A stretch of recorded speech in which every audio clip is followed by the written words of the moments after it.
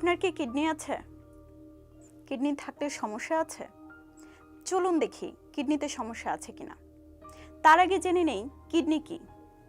Kidney আসলে শরীরের অত্যন্ত গুরুত্বপূর্ণ একটি অঙ্গ। প্রতিটি মানুষের শরীরে দুটি কিডনি থাকে, এটি আমি না বললেও আপনি জানেন।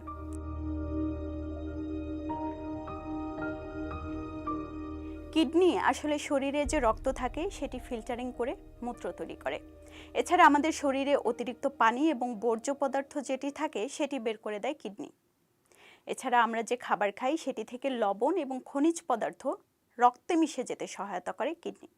এছাড়া রক্তচাপ নিয়ন্ত্রণে রাখা, হাড়ের গঠন মজবুত রাখা এবং নতুন রক্তকণিকা তৈরিতেও সাহায্য করে কিডনি।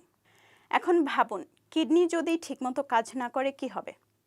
যেসব কাজের কথা বললাম এগুলো ব্যাহত হবে। বাংলাদেশে যে কিডনি ফাউন্ডেশন নামে একটি বেসরকারি সংস্থা আছে, তাদের এক জরিপ বলছে যে বাংলাদেশের মোট জনসংখ্যার প্রায় 2 কোটি কোনো না কোনো ধরনের কিডনি রোগে ভুগে থাকেন। আর প্রতি বছর অন্তত 40,000 কিডনি নষ্ট হয়। প্রথমত, কিডনি ফেলিওর। এটি তো আমরা সবাই শুনেছি কিডনি ফেলিওরের কথা, তবে এর আরেকটি নাম আছে, সেটি হচ্ছে ক্রনিক কিডনি ডিজিজ। একে সিকেডিও বলা হয়ে থাকে। ক্রনিক কিডনি ডিজিজ হচ্ছে কিডনির এমন একটি অবস্থা যখন কিডনি দীর্ঘমেয়াদে ভালোভাবে কাজ করতে পারে না। সব বয়সী মানুষের মধ্যেই ক্রনিক কিডনি ডিজিজ দেখা যায়, তবে যারা একটু বয়স্ক তাদের মধ্যে এই আশঙ্কা একটু বেশি থাকে। ক্লান্তি বোধ করা, শ্বাসকষ্ট হওয়া, পায়ের গোড়ালি বা পা বা হাত ফুলে যাওয়া, অসুস্থতা বোধ করা এবং সবশেষ প্রস্রাবের সাথে রক্ত পড়া, এসব উপসর্গ থাকলে অবশ্যই চিকিৎসকের কাছে যেতে হবে। যারা সিস্টাইসিস বা মূত্রাশয়ের সংক্রমণে ভোগেন তাদের মধ্যে কিডনিতে সংক্রমণের আশঙ্কা অনেক বেশি থাকে। তবে তার মানে এই নয় যে আপনি যদি মূত্রাশয়ের সংক্রমণে ভোগেন তাহলে আপনার অবশ্যই কিডনিতে সংক্রমণ হবে। এটি তখনই হয় যখন ব্যাকটেরিয়া মূত্রাশয় থেকে কিডনি পর্যন্ত পৌঁছে যায়। অর্থাৎ যদি একবার কিডনিতে ব্যাকটেরিয়া পৌঁছে যায় তাহলে সেক্ষেত্রে কিডনিতে সংক্রমণ হওয়া ছাড়া আর কোনো উপায় থাকে না।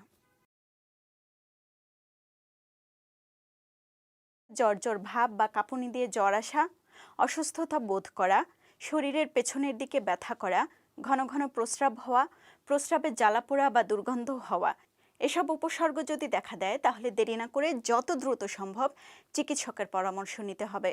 কিডনি শুনলেই প্রথমে যে রোগটির কথা মনে আসে সেটি মনে হয় কিডনিতে পাথর হওয়ার বিষয়টি। কিডনিতে পাথর আসলে যে কারোরই হতে পারে, তবে যাদের বয়স 30 থেকে 60 বছরের মাঝামাঝি তাদের এই রোগ হওয়ার সম্ভাবনা বেশি থাকে। কিডনিতে পাথর হওয়ার বিষয়টি আমাদের দেশে এত বেশি দেখা যায় যে প্রতি 10 জনের অন্তত একজনের মধ্যে কিডনিতে পাথর হওয়ার রোগটি থাকে।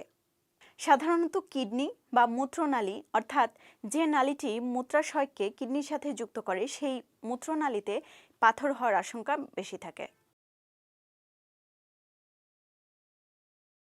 কিডনিতে যদি পাথর হয় তাহলে 3টি উপসর্গ অবশ্যই থাকবে। তার মধ্যে একটি হচ্ছে তলপেটের একপাশে ব্যথা, থেমে থেমে তীব্র ব্যথা অনুভব করা এবং অসুস্থতা বোধ করা, আর সেই সাথে বমি। এই লক্ষণগুলোর সাথে যদি শরীরের তাপমাত্রা বেশি হয়, কাঁপুনি দিয়ে জ্বর আসে বা প্রস্রাবের সাথে রক্ত পড়ে, তাহলে অবশ্যই চিকিৎসকের কাছে যেতে হবে। এবার জেনে নিব কিডনি ক্যান্সার। কিডনি ক্যান্সারকে রেনাল ক্যান্সারও বলা হয়।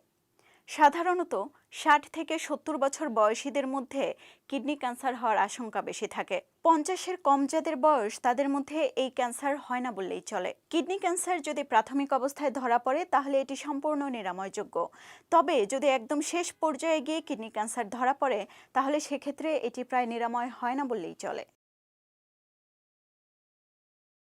কিডনি ক্যান্সারের আসলে তেমন কোনো উপসর্গ থাকে না বললেই চলে। সাধারণত অন্য ধরনের পরীক্ষা করতে গিয়ে কিডনি ক্যান্সার ধরা পড়ে। তবে কিছু বৈশিষ্ট্য আছে যা কিডনি ক্যান্সার থাকলে চোখে পড়ে। কিডনি ক্যান্সারের ক্ষেত্রেও 3টি লক্ষণ বেশ গুরুত্বপূর্ণ। এর মধ্যে একটি হচ্ছে প্রস্রাবে রক্ত পড়া বা প্রস্রাবের রং গাঢ় হয়ে লাল বর্ণের হওয়া। দ্বিতীয়টি হচ্ছে পাঁজরের ঠিক নিচে বা শরীরের পেছনের দিকে একপাশে ব্যথা করা। এবং তৃতীয়টি হচ্ছে শরীরের পেছনের দিকে পিণ্ড বা ফোলা ভাব। এ ধরনের উপসর্গ থাকলে চিকিৎসকের পরামর্শ নেওয়া উচিত। তবে তার মানে এই নয় যে আপনার এ ধরনের উপসর্গ রয়েছে তাই বলে আপনার কিডনি ক্যান্সার হয়েছে। তবে একটি কথা অবশ্যই মাথায় রাখতে হবে, সতর্কতা সবার আগে। আপনি কি কিডনিকে ভালো রাখতে চান?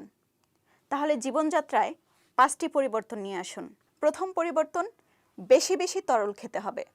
বেশি বেশি তরল খেলে কিডনি ঠিকমতো কাজ করার সুযোগ পায়। প্রস্রাব সবসময় খড়ের রঙের হতে হবে। যদি এর রং গাঢ় হয়ে যায় বা লাল হয়ে যায় তখন বুঝতে হবে যে শরীরে তরলের পরিমাণ কমে গেছে।